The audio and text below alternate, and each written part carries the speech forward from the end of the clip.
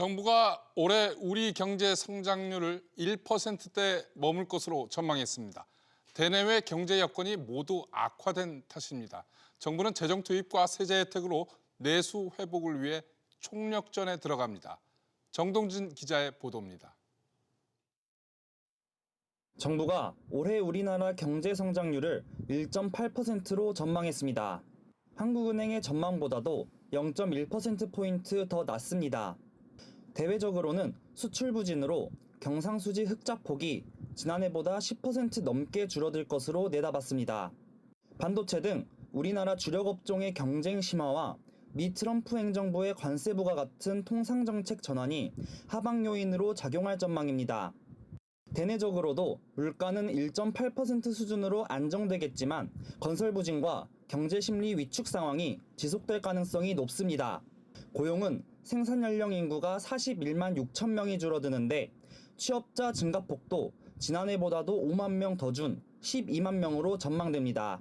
정부는 올해 경제정책 제1목표를 민생경제 회복에 두고 대외 신인도 관리, 통상환경 불확실성 대응, 산업경쟁력 강화 등의 과제를 정책 분야 4대 과제로 설정했습니다. 재정과 공공기관 투자, 정책금융 등을 포함해 18조 원 규모의 재원을 투입해 경기 회복을 가속화할 방침입니다.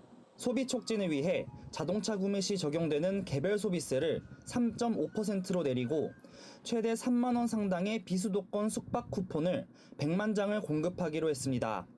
부동산 경기 활성화를 위해 올해 공공주택 10만 호를 공급하고 수도권에 3만 가구 규모의 신규 택지 후보지를 발표하는 한편 다주택자에 대해선 양도세 중과 배제를 1년 더 연장합니다. 정부는 필요하면 추가적인 경기 보강 방안을 강구하겠다며 추경 가능성을 시사했습니다. SBS 비즈 정동진입니다. 정부는 내수 소비를 살리기 위해서 자동차 개별 소비세 등을 인하하는 한편 각종 세금을 감면해 주기로 했습니다. 이어서 정부윤 기자의 보도입니다. 우선 상반기에 한해 자동차를 살 때 부과되는 개별 소비세가 5%에서 3.5%로 30% 낮아집니다. 4천만 원 상당 국산 중형 SUV를 구매하면 총 70만 원의 세제 혜택을 볼 수 있는 셈입니다. 전기차의 경우 기업 할인에 정부가 추가 지급하는 보조금을 상반기 동안 확대합니다. 설 성수기 동안 디지털 온누리 상품권 할인율은 15%로 확대되고 디지털 결제액의 15%는 2만 원 내에서 환급됩니다. 국내 관광을 촉진하기 위해선 최대 3만 원 할인을 받을 수 있는 비수도권 숙박 쿠폰을 100만 장 풀기로 했습니다. 이렇게 해서 지난해보다 지출이 5% 이상 늘면 늘어난 부분의 20%를 100만 원 내에서 추가 소득공제 해줍니다. 영세 소상공인 점포에서 사용하는 신용카드 금액은 소득 공제율이 30%로 2배 한시 인상됩니다. 내수 회복을 적극 지원하겠습니다. 특히 상반기 추가 소비에 대한 소득 공제 확대, 자동차 개소세 인하 등을 통해 소비 심리 회복에 최선을 다하겠습니다. 내수 소비의 여력을 높이기 위해 가계의 불필요한 지출을 줄일 수 있게 지원합니다. 맞벌이 주말 부부의 주거비를 줄이기 위해 가구당 1,000만 원 한도에서 각각 월세 세액 공제를 해주기로 했습니다. 오렌지와 바나나 등 수입과일 10종의 관세를 면제하거나 내려 천정부지 과일 가격도 낮추기로 했습니다. 이 밖에 중개형, 신탁형, 일임형 중 하나만 가입이 가능했던 ISA는 다규자를 허용해 국내 주식시장 활력을 높일 계획입니다. SBS 비즈 정부인입니다. 또 상반기에 주택 공급을 집중적으로 늘리기로 했습니다. 지방 부동산에 대한 종부세 중과 기준도 완화합니다. 문세영 기자가 보도합니다. 올해 안에 뉴홈 10만 가구가 공급되고 공공주택과 공공지원 민간임대주택 13만 8천 가구가 착공에 들어갑니다. 신축 매입임대도 2026년까지 15만 가구를 공급합니다. 상반기에는 수도권을 중심으로 3만 가구 신규 택지 후보지를 발표합니다. 지난해 발표한 서울 서리풀 2만 가구 등 총 5만 가구는 내년 상반기 중 지구 지정을 마칠 계획입니다. 3기 신도시도 올해 안에 12,000가구를 착공하고 8,000가구 분양도 추진합니다. 얼어붙은 부동산 시장을 살리기 위한 조치로 세제 혜택도 함께 마련됐습니다. 아파트를 팔아 10억 원가량의 차익을 냈을 때 양도세가 중과돼 7억 원의 세금을 내야 하지만 내년 5월까지는 중과 배제로 4억 원만 내면 됩니다. 지방 부동산을 활성화하기 위해 세금 중과를 완화합니다. 종합부동산세의 1세대 1주택자 특례가 적용되는 저가주택과 취득세 중과가 제외되는 저가주택 기준을 모두 완화하기로 했습니다. 소비, 건설, 지역 경기 등 전례 없는 규모와 속도의 민생 신속 지원 프로젝트를 추진합니다. 건설 경기 회복을 위해 공공공사비를 현실화할 계획이지만 분양가가 오를 것이란 우려가 나옵니다. 한편 오는 7월부터 스트레스 DSR 3단계 도입이 예정돼 스트레스 금리가 1.5%로 확대되면서 대출 한도가 줄어들 전망입니다. SBS 비즈 문세영입니다. 올해 증시 첫 거래일 코스피는 외국인과 기관의 매도세에 2,400선이 무너졌습니다. 이민우 기자. 네, 이민우입니다. 개장 첫날부터 하락세군요. 네, 코스피가 2,400선에 올라타지 못하고 오후에 하락세에 들어섰습니다. 조금 전 오후 3시 기준으로 전거래일보다 0.1% 내린 2,390선 후반에 거래 중인데요. 개인이 3,350억 원가량 순매수한 가운데에도 기관과 외국인이 각각 2,020억 원, 2,130억 원 넘게 순매도하면서 하락폭을 키우고 있습니다. 특히 밸류업 종목 유인책이 발표된 가운데도 정치적 불확실성이 커지고 경제 성장률이 1%대로 하향 조정되면서 하락폭을 키운 것으로 풀이됩니다. 특징별로 보면 반도체주인 삼성전자와 SK하이닉스 각각 1%, 2% 가까이 하락했고요. 삼성바이오로직스는 1.5%, 셀트리온 역시 3.5% 넘게 떨어졌습니다. 반면 완성차에 탑재된 부품주인 현대모비스와 현대글로비스는 각각 6%, 13% 가까이 상승했습니다. 코스닥 지수는 외국인의 매도세에도 개인과 기관이 받쳐주며 1%가량 상승한 680선 중반을 넘보고 있습니다. 이민우 기자, 환율은 어떻습니까? 네, 환율은 오전 1,470원대 중반까지 상승했지만 장이 개장된 이후 하락 전환하며 1,460원대 후반부근 거래 중입니다. 달러화 강세가 누그러졌지만 하락폭이 크진 않은 모양새입니다. 아시아 증시는 전반적으로 하락세입니다. 중국의 상하이 종합지수는 2% 내린 3,280선 중반에 거래 중이고 홍콩 항생지수와 H지수는 각각 1.8%, 2.2% 내린 상황입니다. 일본 니케이 지수도 1% 가까이 내린 39,800선의 거래를 이어가고 있습니다. SBS 비즈 이민우입니다. 서울 아파트값 상승세가 멈췄습니다. 강남 3구 등 일부 구를 제외하고 하락 전환한 구가 늘고 하락폭도 커졌습니다. 박연신 기자. 네, 박연신입니다. 이번 주 아파트값 추이 어땠습니까? 부동산원이 발표한 이번 주 아파트값 동향에 따르면 서울 아파트값은 보합으로 전환했는데요. 매매 가격 오름세가 41주 만에 멈춘 겁니다. 재건축과 신축 단지 등에서 상승세가 있었지만 계절적 비수기 등에 따라 관망세가 심화하면서 이같이 나타난 것으로 분석됐습니다. 서울에서도 구별 분위기가 달랐는데요. 강남과 서초, 송파구 등 이른바 강남 3구를 제외하고는 대부분 하락세를 보였습니다. 전국 아파트값은 0.03% 하락하면서 하락폭을 유지했는데요. 수도권에서는 인천이 0.09% 하락하면서 하락폭을 축소했고 경기는 아파트값이 0.02% 떨어지면서 하락폭을 유지했습니다. 새해 들어 일부 대출 규제가 완화되는 분위기인데요. 매수세가 다시 살아날까요? 네, 시중은행에서는 지난해 연말까지 비대면 주택담보대출 실행을 막고 있었는데요. 올해부터 잔금을 치르는 건들은 비대면 주택담보대출이 가능해졌습니다. 또 우리은행을 제외한 나머지 신중은행인 KB국민은행과 신한, 하나, NH농협은행은 비대면 신용대출 제한도 풀었는데요. 주담대 한도도 늘어납니다. 국민, 신한, 하나, 우리은행은 주담대 모기지 보험인 MCI, MCG 가입 중단 조치를 해제하기로 한 건데요. 따라서 올해부터는 주담대 한도가 지난해 연말에 받을 수 있었던 한도보다 수도권 기준으로 5,500만 원 증가하게 됩니다. 이처럼 대출 규제가 완화하면서 매수 심리가 다시 움직일 것이라는 관측도 나오고 있습니다. SBS 비즈 박연신입니다. 새해 은행들이 소비자들에게 불리했던 약관들을 대거 시정합니다. 어떤 내용인지 오소영 기자가 알려드립니다.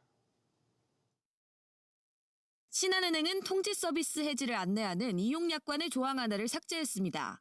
기타 은행의 조건을 충족하지 못하는 경우란 표현은 은행이 임의로 서비스를 중단할 수 있다는 뜻으로 해석될 수 있다고 공정위가 지적했기 때문입니다. K뱅크는 예금 거래 약관을 개정해 시행합니다. 고객에게 유리한 약관 변경은 한 달간 홈페이지 사전 게시 없이 즉시 알리기로 한 겁니다. 소비자에게 유리하게 해석될 수 있는 거는 그 내용을 알아야 적절히 권리 행사를 할 수가 있는 건데 개정되면 바로 효력을 발생하는 그 시점에서 지체 없이 이렇게 알리는 것은 당연한 것이죠. 금융감독원이나 협회의 요청 등으로 공정위가 석 달 전 개정한 표준약관을 반영한 겁니다. 또 기업가 가계대출 표준약관도 개정됐습니다.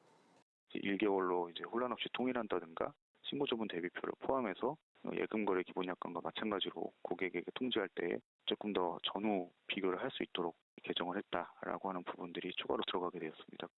이 밖에도 금리가 변하지 않는 은행 고정금리의 경우 예외적으로 변동을 허용한다는 표준약관의 근거도 삭제됐습니다. 은행들의 개정된 약관이 연초부터 시행되면서 금융소비자의 알 권리가 더욱 강화될 전망입니다. SBS 비즈 오서영입니다. 새해 들어 예적금 금리가 더 떨어질 것으로 전망되는데요. 다행히 아직 남아있는 고금리 상품이 있습니다. 최나리 기자가 보도합니다. KB국민은행은 첫 거래 고객을 대상으로 최고 연 8%의 고금리 적금 상품을 판매 중입니다. 최근 수신금리를 최대 0.2%포인트 내렸지만 이 상품은 금리가 유지됐습니다. 디지털 활용이 어려우신 분들도 가입하기 쉽도록 창구에서도 가입 가능한 고금리 적금을 저희가 최근에 내놨는데요. 이번 수신금리 인하에서는 제외를 시켰습니다. 신한은행이 이달 초 토스페이와 함께 내놓은 연 4.5% 적금 상품도 수신금리 인하 예외 상품으로 남아 있습니다. 이자가 연 10%가 넘는 적금도 있습니다. 우정사업본부는 연말 연시 연 10%가 넘는 고금리 적금을 내놨습니다. 자금을 짧게 굴리고 싶다면 선택 범위는 더 넓어집니다. 인터넷은행의 초단기 상품은 연 7% 수준으로, 저축은행은 최고 연 12%로 이용이 가능합니다. 최근 기준금리가 2회 연속 낮아지면서 고금리 예적금 수요가 증가하자 고금리와 유동성 확보를 강점으로 내세워 고객 확보에 나서고 있는 겁니다. 물론 가입 계좌 수가 한정돼 있고 우대금리를 다 적용받기 위해서는 대상과 납입액, 기간 유지 등의 조건을 갖춰야 합니다. 고금리 상품을 사용할 때는 먼저 그 고금리 그 조건을 좀 확인해 보시고 예금 보험에 가입돼 있는지를 확인해 보시는 게 중요하고요. 금융기관이 튼튼한가, 자본 건전성 같은 게 취약한 상태가 아닌가, 이것도 한 번은 확인해 볼 필요가 있을 것 같습니다. 지난해 11월 말 기준 5대 은행의 예적금 규모는 987조 7,607억 원으로 한 달 새 6조 원 넘게 늘었습니다. 국내외 불확실성이 높아지면서 고금리 막차 선착순 경쟁은 당분간 계속될 전망입니다. SBS 비즈 최나리입니다. 제주항공 사고 여객기의 음성 기록 장치에 대한 파일 전환이 완료됐습니다. 사고 조사에 속도가 붙을 것으로 보입니다. 국토부에 나가 있는 취재 기자 연결합니다. 최지수 기자. 네, 국토교통부에 나와 있습니다. 음성 기록 장치 예상보다 빠르게 확인이 됐네요. 네, 그렇습니다. 국토부는 사고 여객기 음성 기록 장치에서 추출한 자료를 음성 파일로 전환하는 작업을 오전에 완료했다고 밝혔습니다. 당초 내일이나 그 이후에 완료될 예정이었는데 예상보다 빠르게 진행되면서 곧 조사에 활용할 수 있게 된 겁니다. 또 미국으로 보내기로 한 비행 기록 장치는 미 교통안전위원회와 이송 일정이 협의되는 대로 사조위 측 조사관을 파견해 자료 분석을 시작할 계획입니다. 한미합동조사팀은 공항 내 임시본부를 마련하고 현장 조사를 진행하고 있는데요. 또 전국 공항을 대상으로 활주로 주변 항행 안전시설의 설치 위치, 높이, 재질 등 특별 점검을 실시하고 있습니다. 또 유가족에 대해선 긴급 생계지원금 지급, 세금 납부기간 연장, 특별 휴가, 휴직 등 지원 조치에 대한 협의를 이어가고 있습니다. 최지수 기자, 그런데 논란이 되고 있는 콘크리트 둔덕에 대해서 국토부 책임론이 커지고 있죠. 네, 그렇습니다. 당초 국토부는 콘크리트 지지대를 부서지기 쉬운 재질로 지었어야 한다는 지적에 규정 위반 사항이 없다고 해명했는데요. 하지만 업계에서 반박이 나오자 국토부는 이틀 전 적합성 여부를 재검토하겠다고 밝혔습니다. 하지만 오늘 진행된 브리핑에서도 여전히 검토 중이라며 뚜렷한 입장을 내놓지는 않았습니다. 재질 규정은 활주로 종단 안전구역 내에만 적용되는데 국토부는 해당 구조물은 종단 안전구역 밖에 설치돼 있다는 입장입니다. 하지만 업계에선 무안공항의 경우 로컬라이저가 설치된 지점까지를 종단 안전구역으로 봐야 한다는 반박이 제기된 상황입니다. 지금까지 국토교통부에서 SBS 비즈 최지수입니다. 제주항공 참사로 항공기 안전에 대한 경각심이 그 어느 때보다 높습니다. 그런데 우리나라 항공사들의 항공안전 연구 개발 투자가 미미한 것으로 나타났습니다. 유정현 기자. 대형 항공사들의 안전 관련 연구 개발 투자 얼마나 적었습니까? 네, 항공안전법은 국내 항공사업자가 항공안전과 직간접적으로 연관이 있는 투자에 대해 공시하도록 규정하고 있습니다. 주요 항목은 노후 항공기 교체나 항공기 정비 수리 비용, 관련 부품 구매 비용 등이 포함되는데요. 여러 항목 가운데 대한항공과 아시아나항공이 올해 항공안전을 위한 연구개발 투자비를 책정하지 않았습니다. 대한항공은 지난 2022년부터 관련 연구개발비를 아예 책정하지 않았고요. 아시아나항공의 경우 관련 공시를 시작한 지난 2019년부터 항공안전 연구개발비가 전무했습니다. 특히 아시아나항공은 연구개발비를 포함한 전체 안전 투자 비용도 지난해 3조 1,476억 원에서 17%가량 줄인 2조 6,168억 원으로 계획했습니다. 유 기자, 저비용 항공사들의 사정도 다르지 않다고요? 네, 공시를 하고 있는 전체 9개 저비용 항공사 중에서 진에어, 에어부산 등 6곳이 올해 안전 연구개발 투자 비용을 책정하지 않았습니다. 그나마 티웨이 항공이 3,700만 원으로 가장 많은 수준이었고요. 이스타 항공이 200만 원, 대형 참사가 난 제주 항공이 100만 원에 그쳤습니다. 올해 11개 국적 항공사가 책정한 안전 관련 투자 비용은 모두 11조 3,483억 원인데요. 이 가운데 관련 연구 개발에 쓰겠다고 계획한 돈은 단 4천만 원, 비율로 치면 0.00035%에 불과했습니다. 이번 여객기 참사의 원인 중 하나로 조류가 기체와 충돌하는 버드 스트라이크가 지목되고 있는데요. 이 같은 사고 예방을 위해 조류 탐지 레이더나 감시 카메라 등의 기술 개발에 더 힘써야 한다는 지적이 나옵니다. SBS 비즈 유정현입니다. 다음 소식입니다. 신임 헌법재판관 2명이 오늘부터 탄핵 심판과 관련한 본격적인 업무에 돌입했습니다. 윤 대통령의 체포영장 집행이 이르면 오늘 이루어질 것이라는 관측도 나오고 있습니다. 취재기자 연결합니다. 우영준 기자. 네, 우영준입니다. 방금 전 나온 헌재 브리핑 내용부터 전해주시죠. 네, 헌법재판소는 오늘 오전 정계선 조한창 재판관 취임식을 열었습니다. 8인 체제가 된 헌재는 재판관 공석 문제와 관련해 조속한 완성을 촉구했습니다. 6인 체제에서 8인 체제로 된 만큼 변론 준비 기일이 마무리되면 헌재는 본격적인 탄핵 심판 심리에 나설 전망입니다. 앞서 그제 최상목 권한대행은 국회 몫인 헌법재판관 후보자 3명 중 2명을 임명했습니다. 이창용 한국은행 총재는 최 대행의 이런 결정을 두고 국가 신용도 측면에서 정말 잘한 결정이라며 옹호했습니다. 우영준 기자, 체포영장은 오늘 집행되는 건가요? 네, 현재 기준으로 아직 공수처에서 명확하게 공지된 내용은 없습니다. 하지만 윤 대통령의 체포영장 시한이 오는 6일, 그러니까 다음 주 월요일까지여서 오늘 안에 집행이 시작될 가능성도 제기되고 있습니다. 대통령 관저 부근에는 윤 대통령 탄핵을 지지하거나 반대하는 시민들이 계속 모여들며 자리를 지키고 있는데 충돌 가능성에 경찰도 현장을 예의주시하고 있습니다. 집행 과정에서는 공수처가 경찰 기동대의 지원을 받을 가능성에 윤 대통령 측은 집행 과정에서 공수처가 경찰 기동대의 지원을 받는 건 위법하다며 맞대응을 하고 있습니다. 윤 대통령에 대한 체포영장 집행을 시도하면 경호처는 물론 관저 근처에서 집회를 벌이는 지지자들의 반발도 적지 않을 것으로 예상되는 만큼 물리적 충돌 가능성도 제기됩니다. SBS 비즈 우영준입니다. 세입자들의 보증금을 상습적으로 떼먹은 악성 임대인들의 신상이 공개된 지 1년이 조금 넘었습니다. 그동안 쌓인 사례들을 들여다봤더니 19살 임대인이 있는가 하면 한 명이 800억 원대 보증금을 떼먹은 사례도 있었습니다. 이정민 기자의 보도입니다. 이정민 기자, 일단 전체 인원이 1,000명이 넘는 거죠? 네, 안심 전세 포털에 이름과 나이, 주소 등이 공개된 악성 임대인은 1,177명에 달합니다. 개인 1,128명, 개인 49곳인데요.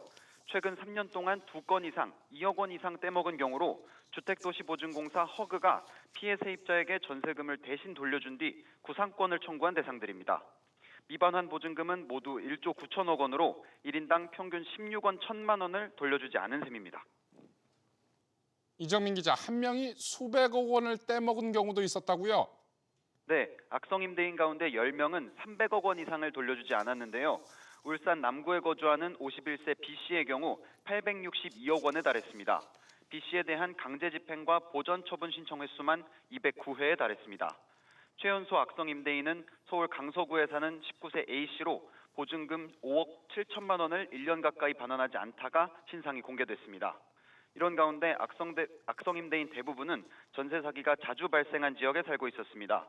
주소지가 경기 부천시인 악성 임대인이 63명으로 가장 많았고 서울 강서구 53명, 인천 미추홀구 48명, 인천 부평구는 34명이었습니다. SBS 비즈 이정민입니다. 세계적인 이상기후로 새해에도 식품 물가 고공행진이 계속될 전망입니다. 지난해 금사과, 금배추에 이어서 이젠 딸기와 귤 가격이 치솟고 있는데요. 신선식품뿐 아니라 이를 재료로 한 가공식품 값도 밀어 올리고 있습니다. 정대한 기자의 보도입니다. 딸기 500g 한 팩에 14,800원. 한참을 고민하다가 결국 내려놓습니다. 딸기가 작년 같은 경우는 500g 한 팩에는 한 8,000원, 9,000원, 만 원이 안 남는 선이었는데 가격 때문에 멈칫하게 됩니다. 겨울철 대표 과일인 딸기는 평년보다 32% 올랐고 감귤값도 54%나 뛰었습니다. 지난해 여름 기록적인 폭염으로 생산이 줄어든 여파가 지금도 계속되는 탓입니다. 초콜릿이 들어간 과자와 카페, 커피 등 가공식품 값이 줄줄이 오르고 있는 이유도 날씨 영향이 큽니다. 초콜릿의 주재료인 코코아 선물 가격은 1년 전보다 163%, 커피 선물 가격도 68% 급등했습니다. 또 다른 원재료들 상황도 심상치 않습니다. 라면과 과자에 쓰이는 팜유와 치킨 튀김 등에 사용하는 해바라기유 선물 가격도 1년 전보다 각각 25%, 55% 상승세입니다. 농산물 좀 더 비축을 열려서 가격을 안정시키는 것이 정부가 해야 될 역할이 있고 무역을 다변화하고 품종을 다원화해놔야만 이런 위기에 대응할 수 있다. 당장 새해 초 동남아인 홍수를, 남미엔 가뭄을 일으키는 라니냐가 예보돼 이에 따른 옥수수와 소맥, 대두 등의 주요 곡물 생산 차질이 우려되고 있습니다. SBS 비즈 정대한입니다.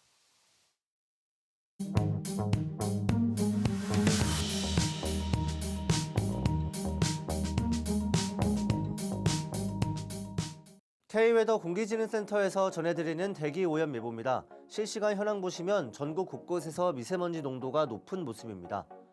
서울시 공기질 상황인데요. 대체로 양호한 편이지만 광진구, 중랑구, 관악구 등은 공기가 탁합니다. 오늘 전국 하늘은 대체로 맑은 가운데 낮 기온은 서울 6도, 광주 8도, 부산 11도로 포근하겠습니다.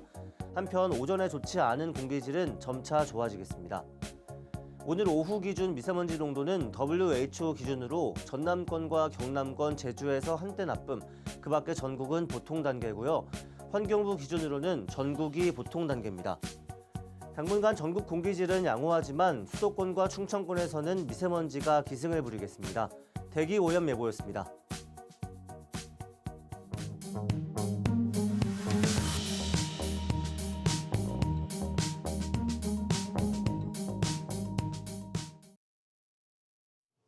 준비한 소식 여기까지입니다. 감사합니다.